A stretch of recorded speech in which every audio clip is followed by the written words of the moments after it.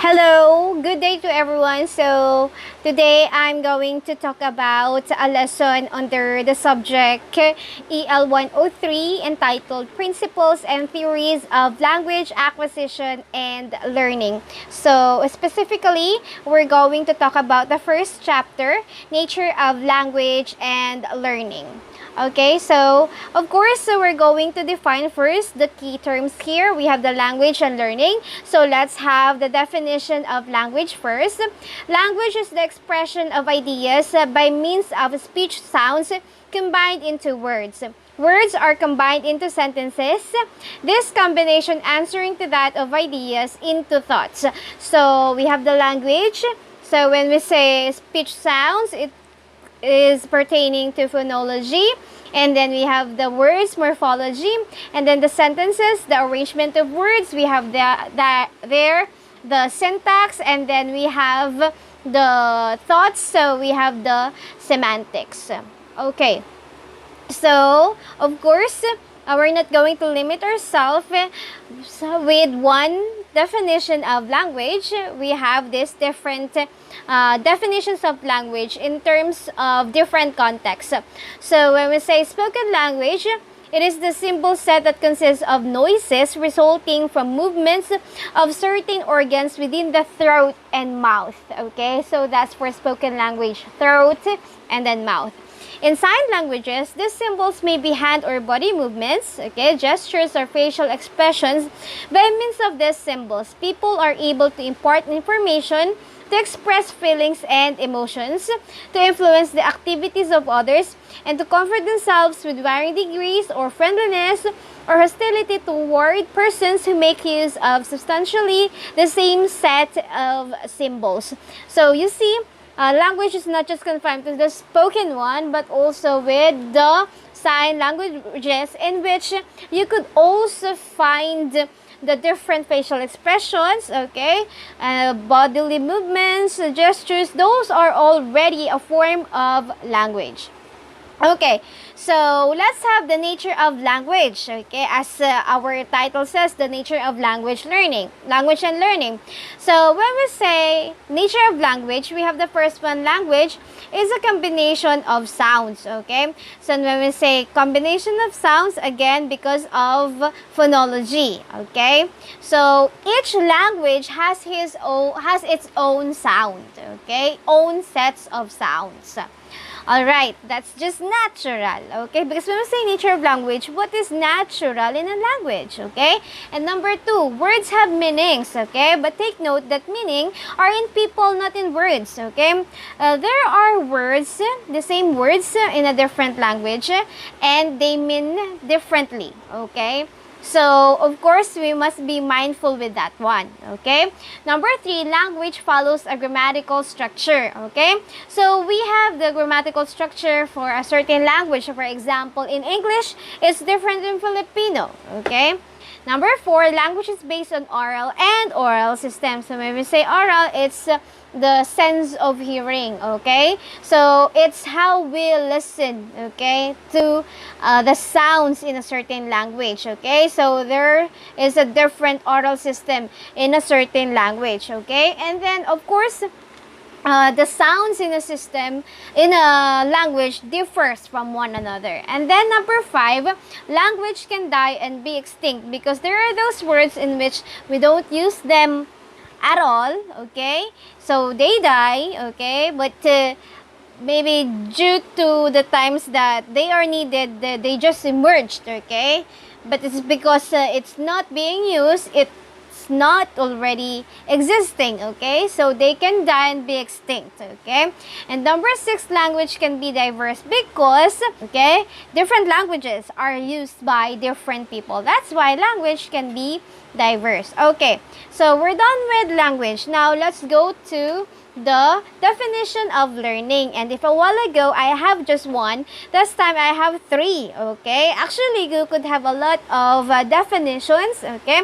Because you have your separate subject that focuses on this topic, learning, okay? But for the sake of principles of language acquisition, we must learn these definitions of learning. Anyway, I have just given three. So we have the first one, Gardiner Murphy. He said that the term learning covers every modification in behavior to meet environmental requirements. Okay? So, we learn because we need something that is required by the environment where we live in. Okay? And then we have Henry Smith. He said that learning is the acquisition of new behavior or the strengthening or weakening of old behavior as the result of experience. So according to him, we learn because we experience something, okay? It's either that we strengthen a certain learning that we already have, or we weaken it because we're not going to acknowledge it anymore. We tend to forget it because there is another learning that will improve us. Okay? And then we have another one, Crow and Crow. Learning is the acquisition of habits, knowledge, and attitudes.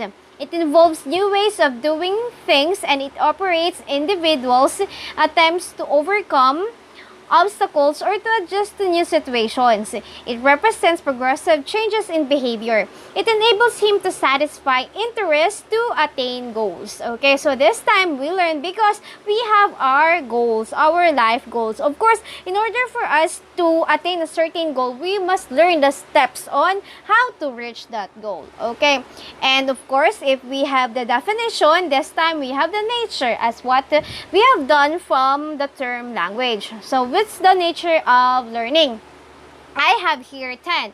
So, learning is universal because when we say universal, it's what?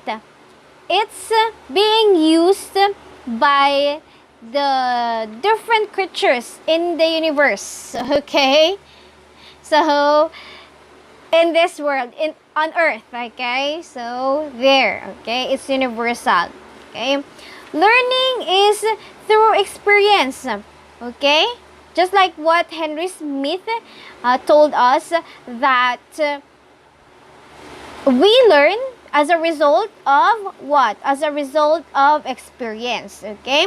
And then learning is from all sides, okay? Because we learn from different contexts, like from our family, from the people around us, from what we observe, from the social media, from the things we use. So from all sides, okay? And then we have learning is continuous, okay? Because each stage of our life is different from one another.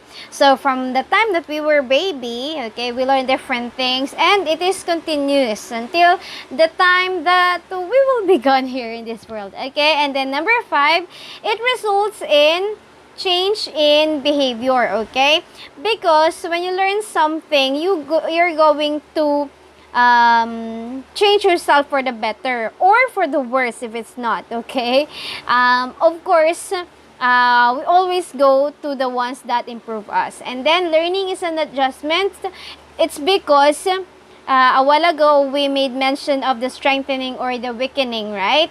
So if ever that we tend to forget something, then we're going to adjust. And if ever that there's going to be an additional to what we have already learned, then it's another adjustment. Okay, so learning is an adjustment. Number 7, it comes about as a result of practice. Okay, this is specific to language learning, okay, because of drills. Okay, there. Number 8, learning is a relatively permanent change. Okay, so it's related to permanent change because once you learn something, it's already with you. Okay, in you, it goes with you. So wherever you go, it's already there in your mind. So you could already apply it. Okay. Number 9, learning as growth and development. Okay, because as related to number 4, learning is continuous.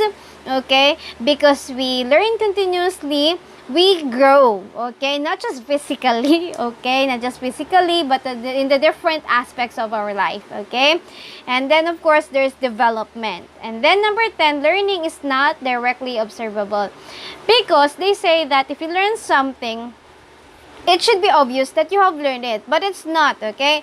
Actually, there are learnings in which you just put it in your mind and you just apply it when it's needed, okay? So that's the nature of learning, okay? But another focus that we should have for this video is the comparison between language acquisition and language learning. When do we say that this process is already called language acquisition and this process is already what we call language learning, okay? So what's the difference? Simply comparing it, let's have this one. For language acquisition, children acquire language through a subconscious process during which they are unaware of grammatical rules, okay? So they do not know the rules, but they tend to learn it because they're just exposed to the language, okay? Simply saying, okay? Simply saying like that. And then we have language learning. On the other hand, it's the result of direct instruction in the rules of language.